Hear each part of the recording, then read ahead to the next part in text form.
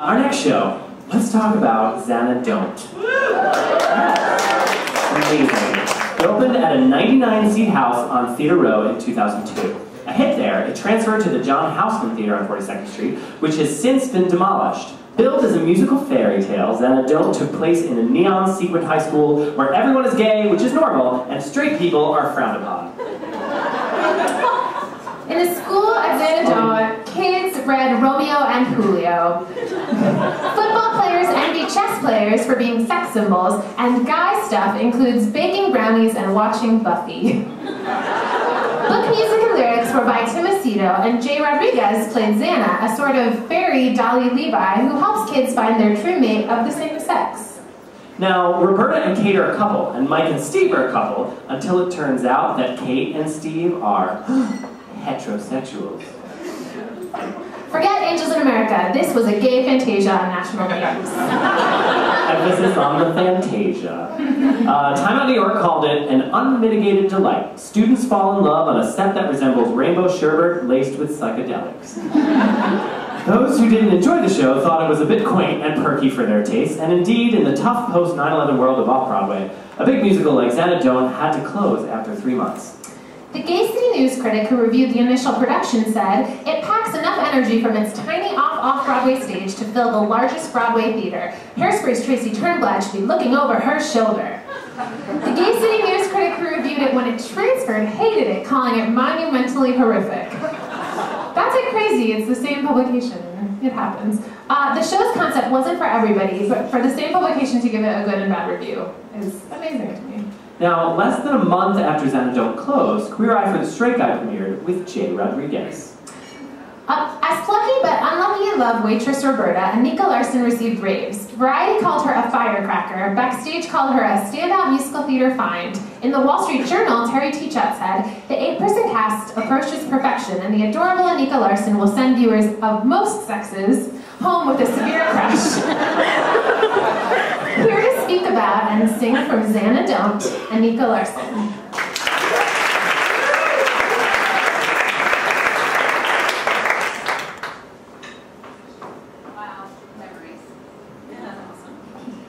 So who remembers step aerobics?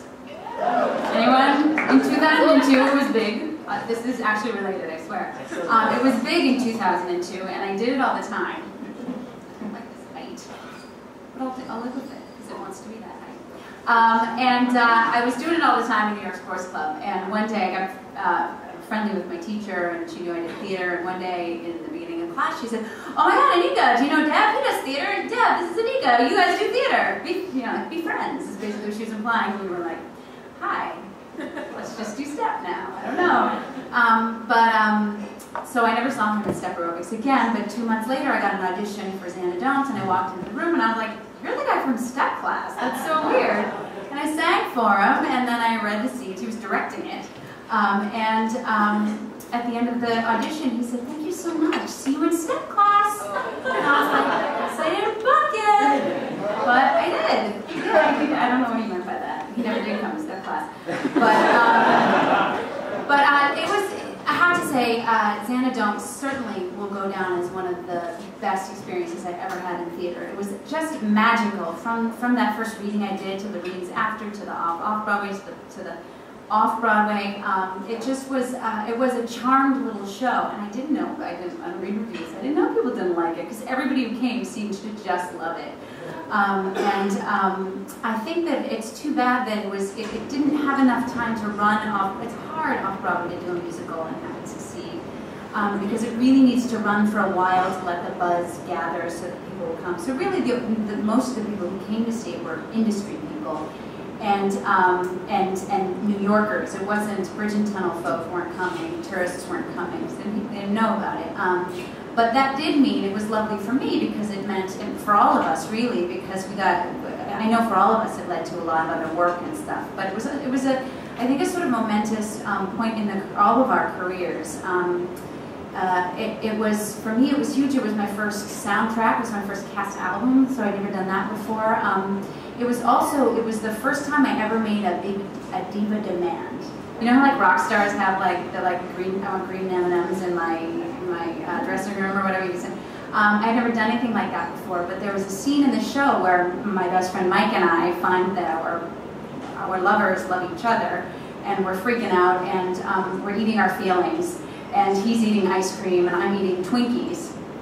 And I am like Little Miss Organic, whole grain, like I'd be vegan if I didn't like bacon so much. I mean, it's like, I don't eat Twinkies. Like, I don't want to look at a Twinkie. So the idea of eating a Twinkie, never mind 8 Twinkies a week, was just, it wasn't going to happen. So I was like, be walking down the street, like having the debate in my head, like the fight in my head with the producers, like I can't do this, and you know, you do that, like I assume they're going to be against me, so I'm like working up all the reasons why I can't do it, and how we're going to work through this, and what else looks like a Twinkie that I can eat in the place of that, because there's no, it wasn't like, the scene wasn't like nibbling the Twinkie, I had to shove the Twinkie in my mouth and then talk with a mouthful of Twinkie, and it wouldn't have been funny with that. You got to go hard or go home. It would not have been funny with a bit of a Twinkie. So I finally went to them and felt like I'm taking this stand, I'm doing this, I'm going in, and they were perfectly lovely about it. So after that, I went to Whole Foods every week, and they reimbursed me, and I got the closest thing I could to like a whole grain. I got like angel food cake once a week, and they would cut it up into little Twinkie shapes, and I would shove it in my gullet and sing my lines, and people laughed, so that was awesome. This song I'm going to sing tonight is Ain't Got Time, and it's Roberta, my character, has an after-school job working at a diner. She doesn't like the job very much. She has tremendously annoying customers, as the lovely Troy, Andrey, and Lauren will play. One of the awesomest moments in my life happened during the run of the show, because famous people started to come, because there was some buzz about the show. And one night, the backstage was all on Twitter because Liza was there. And I'm telling you, her performance in Cabaret, when I was young and like nurturing my new obsession with musical theater, because we all know she can sing, but she can act. I mean, she can act, and to see this singer who can act, I wanted to be that, and sort of have her be in the audience was so awesome. And so at the end of this song, at the very end of this song, coolest moment of my life so far, in the like little millisecond of pause between the end of the song and when the applause started, this sound came out of the audience. Yes! I mean, really. Yes! I mean, really. I wish it was recorded. It is in my mind. It was awesome. So, that's what happened. All right. It starts with a couple of lines, because poor Roberta is not lucky in love, and she's had yet another debacle, and she's on the phone with the latest candy. Carla. No, Carla, this is the 3rd time you've cheated on me since lunch. I am a one-woman woman, and you are wasting my time. And I ain't got time for love, and it's that time. I ain't got time for love, so don't be wasting my mind. No, I ain't got time for love, 'cause you know life ain't got enough time to be wasting time on anything but love.